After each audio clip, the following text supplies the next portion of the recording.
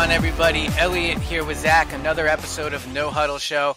We are at Gillette Stadium, overlooking the field right now. The site of the Eagles' 37-20 loss to the New England Patriots. A little different than the last time the two teams played. 1, the intensity. 2, the score, obviously. But 3, after the Eagles won the Super Bowl, there was not much to be worried about, obviously. But, Zack, as I think about this game and I think about what the takeaways are, what the biggest thing, what the talking points will be, the word that comes to mind with me is worry.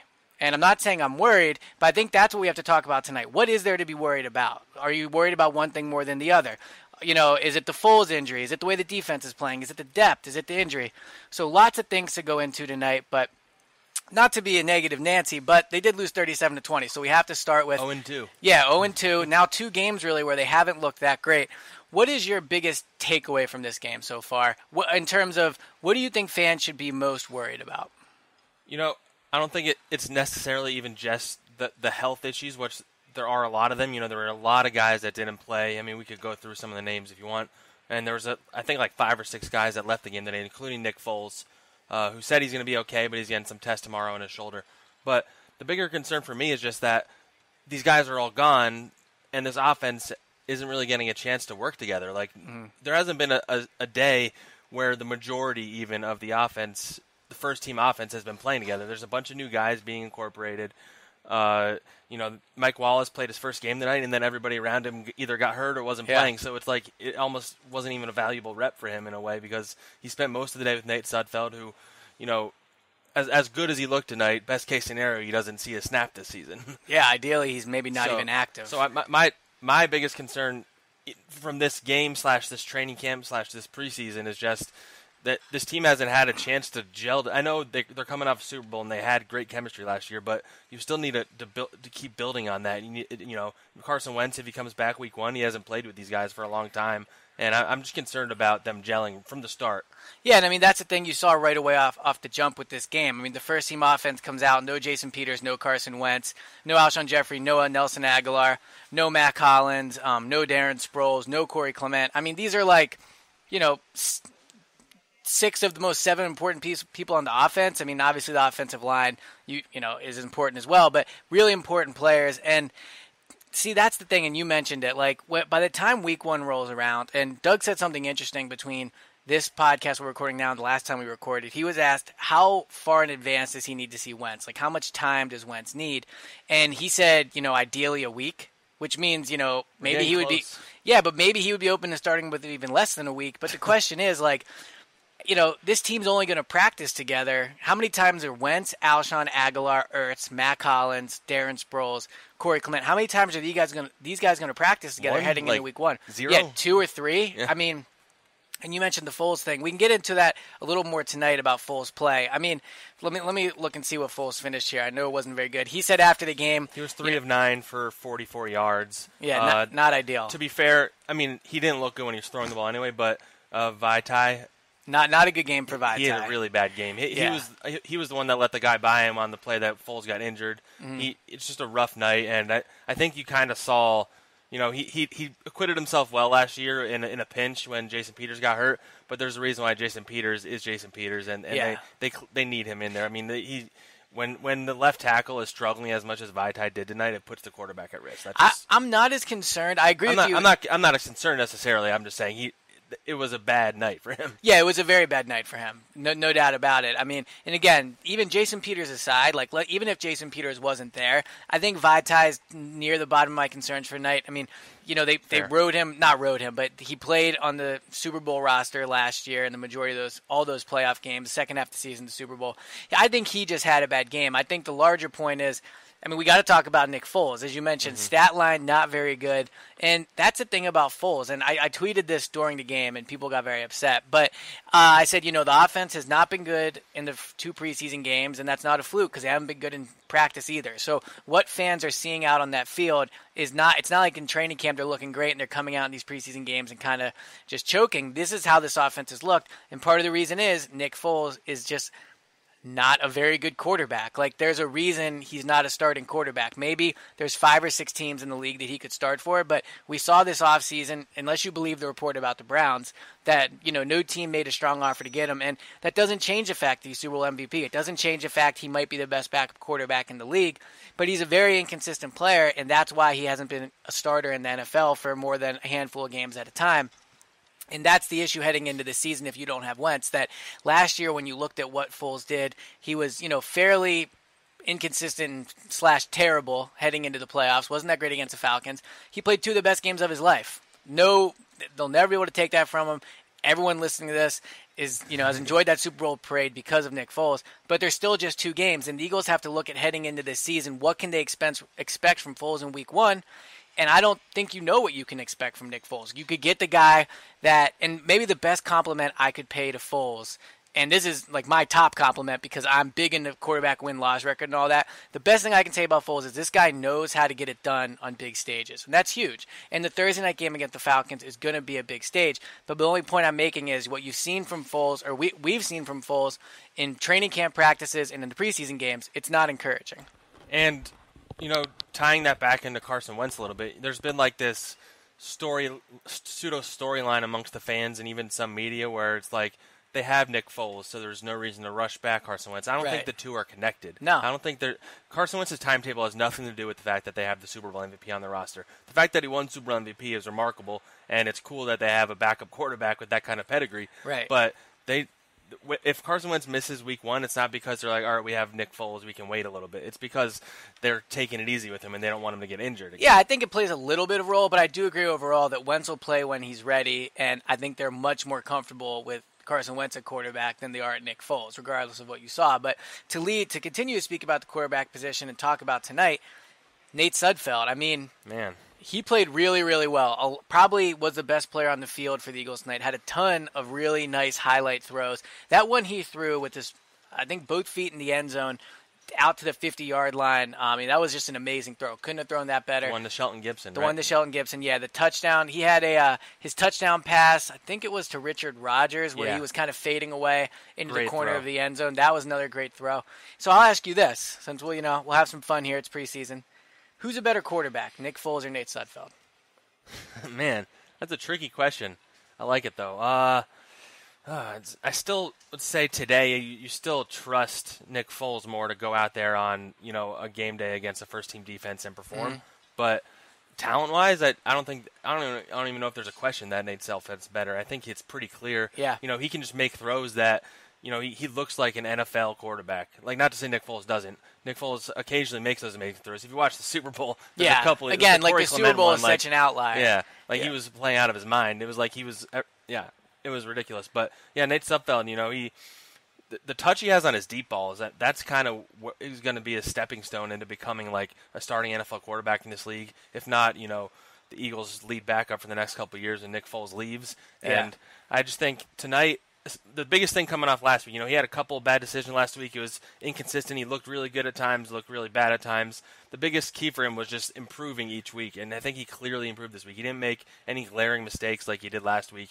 He has some good athleticism, which I didn't really know about him coming in, which is another edge he has on Nick Foles. And I think they got to be pretty happy with their quarterback situation for the next however long Sudfeld's willing to be a backup. It really is amazing how much Sudfeld is just a mixture of Wentz and Foles. But, no, I agree. And, the thing I was thinking tonight watching Sudfeld was, one, the Eagles are just absolutely loaded at quarterback. Like, franchise quarterback and Carson Wentz. Like, has a team ever had I'm sure it's happened ever, but, have 3 quarterbacks? Well, if you have 3, you don't have 1. So, I guess the saying is if you have 2, you don't have 1, but if you have 3, you have the most loaded quarterback room in the NFL. Plus Christian Hackenberg now? Yeah, exactly, Joe Callahan. But, no, here's when I was watching him, I was thinking 2 things. One, as I said, loaded quarterback room. 2, if I'm another team, and I do not think the Eagles would trade him, I really don't. Sudfeld, I think you're saying? Yeah, Sudfeld, yeah. I think it might even take a first-round pick to get Sudfeld from him. But if I'm another team and I see Sudfeld tonight, I'm at least calling the Eagles to find out. Because Sudfeld, he just has those elite-type skills, and that sounds strong, but those elite-type skills that you want for when you're developing a quarterback. Ideal size, very mobile, as we saw tonight, rocket for an arm, can make all the throws. I think consistency is an issue for him, and decision-making sometimes. But he's a young quarterback, and the more he plays, the more I think he'll get better at that. Think about it. A year ago, he was on the Redskins, barely getting any reps in their got preseason. Cut from the Redskins, got cut, went to their practice squad, decided to join the Eagles practice squad. They called him up after at some another point. team tried to sign him. Yeah, after another team tried to sign him, and now we're talking about like his future as a starter in the league. Like that. Number one, it shows how much talent he has, but even more than that, I think it just shows how good these coaches are at developing quarterbacks. It's unreal. How he wins again. But so speaking of young players that need reps, one of the things I don't have like a firm grasp on yet, and I'm debating where I side on it and all that stuff. But what do you think they're doing with Sidney Jones here? Like, he comes out for the first snap of the game. I saw some people saying he might have gotten dinged up between the first snap and when he went back in, but Avonte Maddox basically comes in right away. What's going on here? I think I've said this on a past podcast. I think people got a little too ahead of themselves with him. I think it's going to take him a little bit of I know he's got all the talent in the world to be a number one cornerback even one day. But I think there's going to be some bumps in the road. Like, he hasn't played like a full game of football in a long time. And it's interesting that Avonte Maddox is the guy that's kind of overtaken him, it seems like, on the depth chart. Because for a while it was Devontae Bowsby. Maybe that was just kind of a show to motivate him or something. Right. Because Bowsby's like a fringe roster guy in reality. But, Maddox has looked pretty good. He's a fourth-round pick. They like him a lot. Got beat tonight for a touchdown. He did get beat tonight for a touchdown. But, he's a rookie in his first game against a first-team offense. Tom Brady was the quarterback. Yeah, but Chris Hogan's not an easy It probably says more about, maybe this was them sending a message to Sidney Jones. Maybe he's just not ready yet. Maybe this is just we're overthinking it. But I think it's going to take a little longer for him to be like a true impact player. I'm not saying he won't make it this season. Maybe even by week 4 he figures it out. Yeah. I just don't think week 1 he's going to step in there and make all the plays. I think he's going to make some mistakes. If Sidney doesn't, if they don't have someone that's ready to step in there and make the majority of plays, the Falcons have some receivers. Yeah, they're going to be in trouble. Patrick Robinson was extremely important part of the secondary.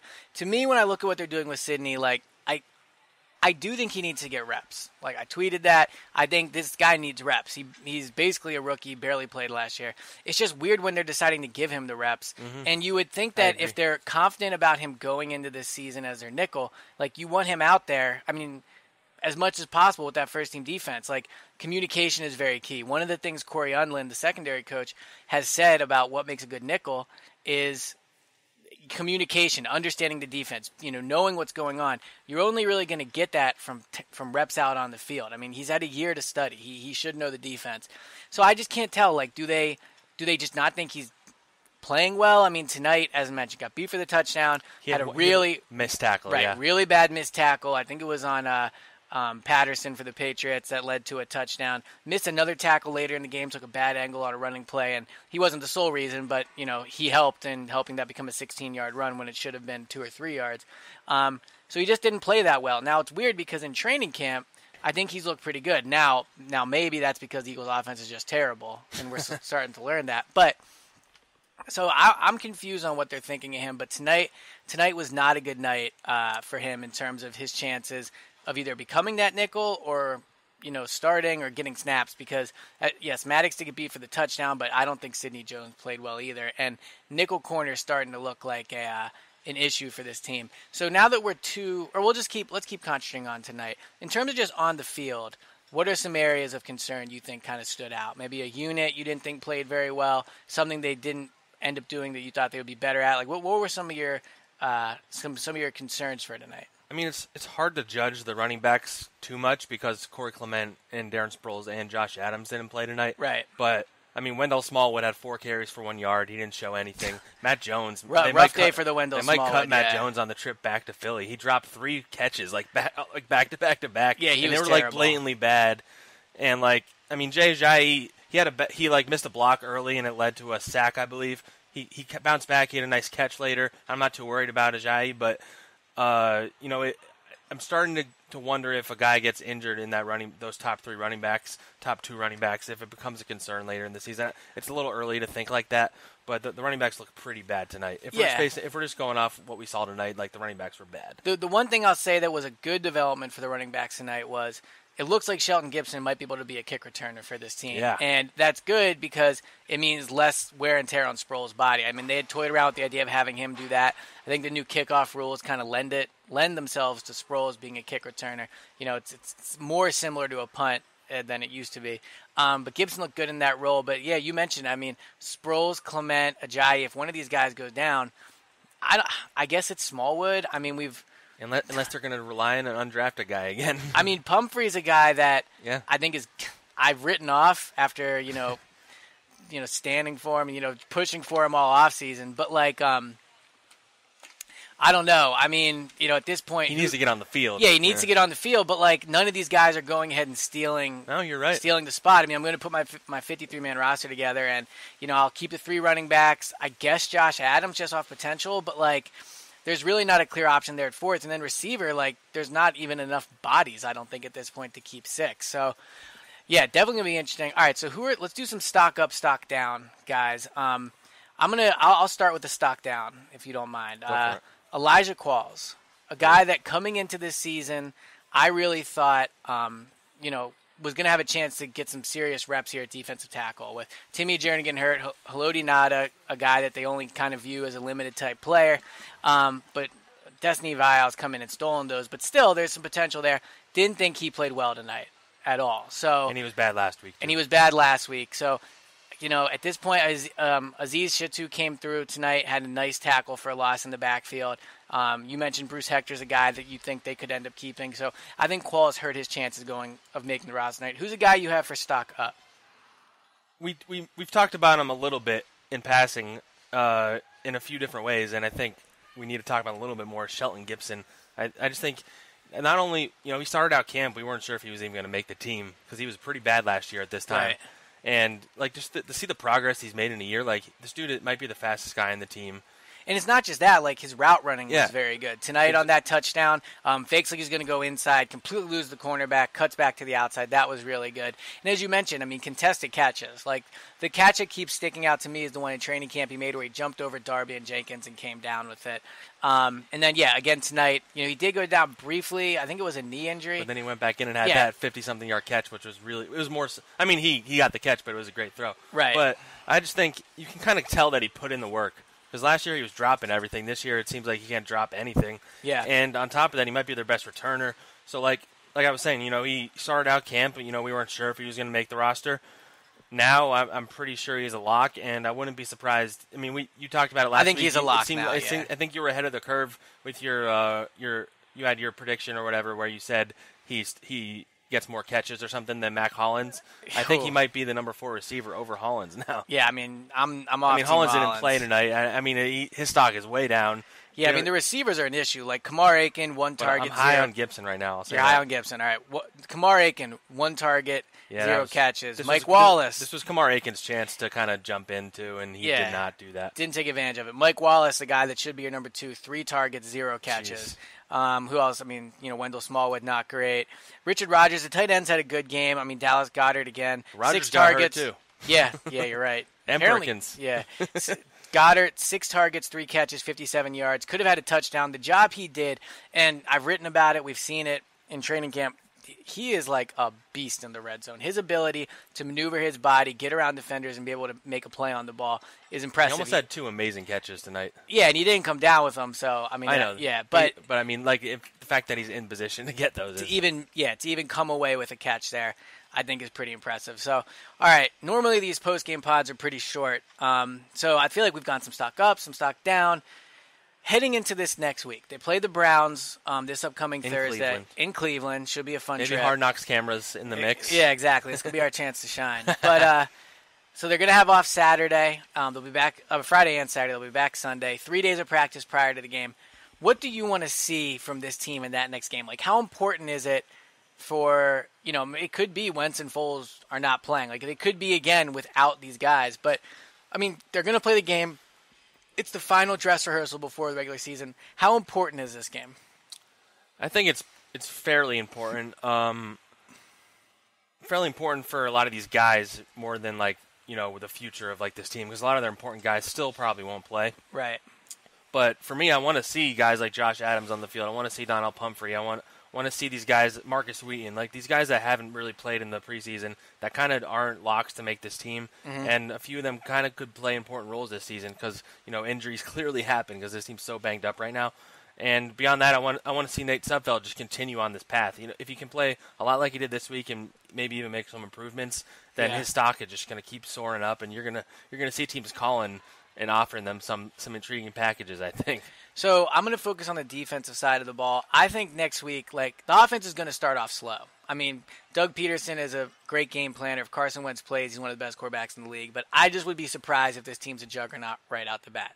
So assuming they're not, this first-team defense is going to need to play well, especially against a talented Falcons team. I think the Falcons will be better this year than they were last year. Eagles' defense played them very well in the playoffs.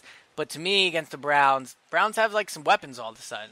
Jarvis Landry, Antonio Callaway looks like he's going to be pretty good. Tyrod Taylor's played well. They'll get some chances against Baker, I'm assuming. I want to see this first-team defense really show that they're ready. If the offense is going to struggle for a week or two, maybe even 3 heading into regular season, I want the first-team defense to show that they're ready to kind of carry this team, keep it low scoring, and allow the Eagles to come away with 16-13 wins again like they did in the first round of the playoffs. So that's kind of what I'm going to be looking forward to the most. So, all right, we are done in New England. The Super Bowl rematch is over. Did not go as well for the Eagles this time, but guess what? Eagles fans out there, you're still the defending champs. We will be back next week, probably after the game since it's a short week. I guess it's not a short week, it's 7 days, but only 3 days of practice, so it feels like a short week. So, all right, Zach, I will talk to you next time. All right, sounds good.